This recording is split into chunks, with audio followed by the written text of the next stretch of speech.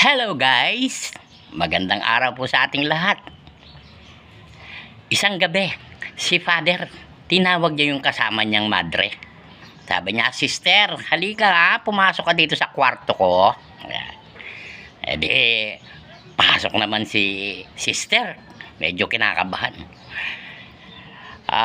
"Sister, pakipatay mo nga yung ilaw at pakilak mo yung pinto," sabi ni Father. Naku, lalong kinabahan si sister. Sabi niya, "Huwag po sana akong gagawa ng masama ni Father," sabi niya. Tapos, "Patay mo yung ilaw, halika, tabi ka sa kama ko." Tabi naman si sister.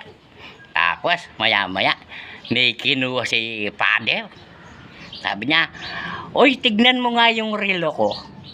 Maganda ba? Maliwanag ba sa madilim? O tignan mo, glowing siya, glowing." Aba, akala kung ano ang gagawin ni Father. Ano po? Maraming salamat po sa panonood. Paki-follow, like, and share. Love you. Mwah!